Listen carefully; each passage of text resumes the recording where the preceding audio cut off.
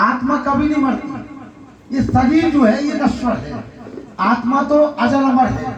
भगवान कृष्ण गीता में कहते हैं कि जब जिस प्रकार से हमारे वस्त्र फट जाते हैं और हमें उनको ये चाहे शरीर बूढ़ा हो जाए या बीमारी से ग्रस्त हो जाए, यानी कि जब शरीर बेकार हो जाता है तो इस शरीर से आत्मा निकल करके ईश्वर की व्यवस्था से दूसरा शरीर धारण कर लेती है।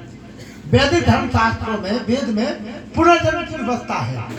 अगर पार्वती जी हमारे बीच में यहाँ नहीं रही, यहाँ से वो चली गई, ईश्वर की व्यवस्था से उनका दूसरा जन्म हो चुका है। उदाहरण देखे होंगे, पुनर्जन्म के कई उदाहरण आपने सुने होंगे। अब है क्या, हमें आपको गंगा जी में जाके विसर्जित नहीं किया तो उनकी आत्मा को शांति नहीं मिलेगी। यदि हमने मरने वाले के नाम पर भोजन नहीं कराया तो उनकी आत्मा को शांति नहीं मिलेगी। अगर हमने गया जी में जाके पिंडदान नहीं किया तो उनकी आत्मा को शांति नाम पर हमारे दिमाग उस डर की वजह से, उस भय की वजह से हमें ना चाहते हुए भी पंडित जी मृत्यु भोज करना पड़ता है। ना चाहते हुए परिवार के लोग सोचते हैं कि जब हमारा सब कुछ चला गया, हमारा कमाने वाला खाने वाला चला गया और हमारे पास कुछ बचा ही नहीं है, तो भैया अब चाहे हम कर्ज लेके करें, चाहे हम अपनी खेती खेत पटिया जो कुछ जमीन जायदाद हम गिरवी, लेकिन अपने जाने की आत्मा की शांति के लिए भोजन जरूर कराएगा। और आपने देखा होगा अगल बगल में आप अपनी दृष्टि को दौड़ाइए, चिंतन करिए। मैंने देखा बचपन में हमारे कई लोग ऐसे थे जो ये कहा करते थे कि हमारे पिताजी बीमार हो गए थे, फिर हमने उनकी तेरी करी तो वो खेत गिरवी रखो, फिर हमारी बहन को ब्याह करो, फिर बाप की पिताई की तेरी करी। बोले हम जिंदगी में केवल इनके अलावा हम बाहर नहीं निकले। वो सब पूछो तो बोले क्या करो, हमने सब बहन के ब्याह करे और बाप बताई की तेरी करी, वही में उनको पूरा जीवन निकाल दो।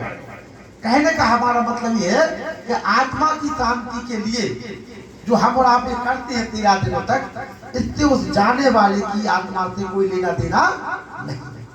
आप किसान परिवार के लोग हैं, आप जानते हैं एक घास की सूढ़ी होती है, वो अपना पिछला पैर उठाती है और अगला पैर रख लेती है। उस घास की सूढ़ी की तरह शास्त्रों में बताया गया कि जिस प्रकार से जो घास की सूढ़ी है कि पिछला पैर उठाती है और अगला पैर रख लेती है, यही ईश्वर की व्यवस्था है। जैसे ही आत्मा इस शरीर को छोड़ती है, परमात्मा की व्यवस्था के हिसाब से उसको दूसरा जन्म मिल जाता है। अब हमें इस बात को समझने की आवश्यकता है कि आत्मा तो अजर अमर अविनाशी है, ना आत्मा को कोई मार सकता है, जल उसको गला नहीं सकता, अग्नि उसको जला, जल उसको गीला नहीं कर सकती, अग्नि उसको जला नहीं सकती, हवा उसको सुखा नहीं सकती।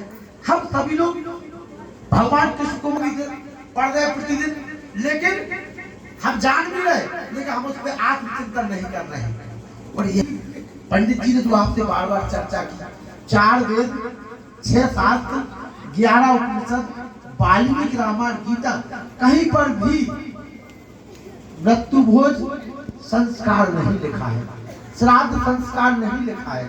हमारे 4 वेदों में, मनुस्मृति में, वाल्मीकि 16 संस्कारों का विधान है। हमने पूछा दाऊ रघुनाथ सिंह जी से कि दाऊ कहाँ से आ रहे हैं आप? बोले माता अंतिम संस्कार से आ रहे हैं। क्या कहा है इन्होंने? अंतिम संस्कार, यानी कि वेदों में कहा गया है अंत्येष्टि, अंतिम धन इष्टि, इष्टि माने यज्ञ। आपने देखा होगा अभी